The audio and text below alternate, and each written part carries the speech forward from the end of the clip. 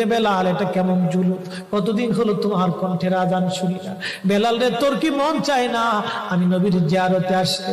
বেলাল আয়, আমি নবীর জিয়ারতে আয় রে বেলাল আয়, কতদিন হলো তোমার কণ্ঠের আজান শুনি না। স্বপ্ন যখন নবীজি দেখাইছে, এ মুসলমান, হযরত বেলাল সুদূর সিরিয়ার দামেস্ক থেকে পাগলের মতো দৌড়াইলেন, পাগলের মতো ছুটে আসলেন। যখন মদিনাতে আসলেন তখন তাহাজ্জুদের সময় চলতেছিল। তাহাজ্জুদের সময় চলার সময় হযরত বেলাল রাদিয়াল্লাহু আনহু কাঠের জালি দিয়ে তখন রওজা শরীফ ঘিরে রাখা ছিল। ওই জালির পাশে বসে বসে জালির সঙ্গে মাথা ঠেকাইয়া নবীর পাগল বসে বসে গুনগুন গুনগুন করে কাঁদে আর বলে, হুজুর আপনি আসতে বলেছিলেন, গোলাম এসে হাজির হয়েছে। নবী গো, আজান দিতে বলেছেন, আমি আজান দিলে আপনি আগে নামাজে আসতেন, এখন আজান দিলে কি নবী আপনি নামাজে আসবেন? হুজুর এখন আজান দিলে কি আপনি নবী নামাজে আসবেন? নতুন মুয়াজ্জিন আসছে আজান দেওয়ার জন্য, এসে দেখে নবীর মুয়াজ্জিন বেলাল কাঁদে। ডাক দেখে মদিনাবাসী, শুনছো নবীর মুয়াজ্জিন ফিরে এসেছে, বেলাল আসছে, বেলাল ফিরে আসছে। এই কথা শোনার পরে সব সাহাবী ঘর থেকে বের হয়ে দৌড়ায় এসে দেখে বেলাল কাঁদে। সাহাবীরা বলে, বেলাল আজান দাও, কতদিন হলো তোমার কণ্ঠের আজান শুনি না। বেলাল আজান দাও, কতদিন হলো আজান শুনি না রে বেলাল। বেলাল বলে, সাহাবীরা রে, আমি আজান দিলে কি নবী নামাজ আসবে বলো? সালমান ফারসি রাদিয়াল্লাহু আনহু ডাক দেখে, সাহাবীরা আমাদের কথায় বেলাল আজান দিবে না, তোমরা যাও দেখো হাসান আর হুসাইন দুইজন ঘরের মধ্যে আছেন। ইমাম হাসান হুসাইন রাদিয়াল্লাহু আনহুমা যদি বলে তাহলে বেলাল অবশ্যই আজান দিবে। সালমান ফারসির পরামর্শে সাহাবীরা দৌড়ায় গেলেন। বর্তমান 7 নম্বর গেট বাবুস সালাম বরাবর একটা মসজিদ আছে, মসজিদে আলী। এটাই ছিল হযরত ফাতেমা রাদিয়াল্লাহু আনহার বাড়ি। এই বাড়িতে দৌড়াই যাওয়ার পরে ইমাম হাসান হুসাইন রাদিয়াল্লাহু আনহুমা দুইজনকে নিয়ে আসা হলো। দুইজনকে নিয়ে আসার পরে হযরত ইমাম হাসানকে দেখতে আমার নবীর মতো দেখা যাইতো, চেহারাটা রাসূল করিমের চেহারার মতো ছিল। নাতি দৌহিত্র নানার চেহারা পেয়েছিলেন, ইমাম হুসাইন ও নানার সুরত পেয়েছিলেন। দুই ভাই নানার সুরত পেয়েছিলেন।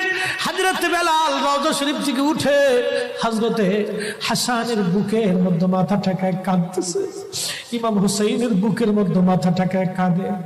হযরত ইমাম হাসান ডাক দেখে, নানার মুয়াজ্জিন, কতদিন হলো তোমার কণ্ঠে আজান শুনি না।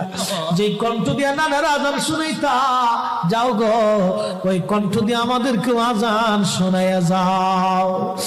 যখন হযরত বেলাল ইমাম হাসান এই কথা বললেন, হযরত বেলাল দৌড়াই গেলেন। যেই বনু নাজ্জার গোত্রের মহিলা সাহাবীর ছাদের উপরে দাঁড়ায় বেলাল আজান দিত। আবু দাউদের 519 নম্বর হাদিসের মধ্যে আসছে, প্রত্যেক ফজরের নামাজের শুভেচ্ছা আদিকের আগে বেলাল দাঁড়াইতেন। দাঁড়ায় আজানের আগে বলতেন, আল্লাহুম্মা ইন্নী আহমাদুকা ওয়া নাস্তাঈনুকা আলা কুরাইশিন ইউকিমুদ্দীনাক। প্রত্যেক ফজরের আজানের আগে এই দোয়াটা পড়ে বেলাল আজান শুরু করতেন। হযরত বেলাল রাদিয়াল্লাহু আনহু আজকে তাহাজ্জুদের আজান দিতে গেছে। আজান দিতে যাওয়ার পরে হযরত বেলাল যখন আজান দিলেন, আল্লাহু আকবার, আল্লাহু আকবার, আজানের মধুর ধ্বনি সারা মদিনার রন্দে রন্দে ছড়িয়ে গেল। মদিনার ঘর থেকে সব সাহাবী বের হয়ে দৌড় মারছে। আবার যখন বলেন আল্লাহু আকবার, আল্লাহু আকবার, সব সাহাবী, মহিলা, বৃদ্ধ, বনিতা ঘর থেকে বের হয়ে দৌড় মারছে। যখন বলল আশহাদু আল্লা ইলাহা ইল্লাল্লাহ, মদিনার ঘর থেকে সব মহিলারা ঘর থেকে বের হয়ে দৌড় মারছে রে, আর কান্না করে নবী বুঝি ফিরে আসছে রে। আবার যখন বলেন আশহাদু আল্লা ইলাহা ইল্লাল্লাহ, তখন মদিনার মানুষ কান্না করতেছিল, গুন গুন গুন গুন করে কান্না করে। মদিনার ভিতরে আওয়াজ বের হয়ে গেল, নবী বুঝি আসছে রে, নবী বুঝি ফিরে আসছে রে, নবী বুঝি ফিরে আসছে রে, নবী বুঝি আসছে। হযরত বেলাল যখন বলেন আশহাদু আন্না মুহাম্মাদুর রাসূলুল্লাহ, মদিনার মাটিগুলি থরথর থরথর করে কেঁপে উঠছে রে। মদিনার মানুষের কান্না বেড়ে গেল। হযরত বেলাল অজ্ঞান হয়ে জমিনের মধ্যে পড়ে গেলেন, তিনি বেহুশ। নবীর আশিক বেহুশ হয়ে গেলেন। বেলালের মতো আশিক যদি আমরা হইতাম, এ দুনিয়ায় নবীর দেখা পাইতাম, এ দুনিয়ায় নবীর দেখা পাইতাম।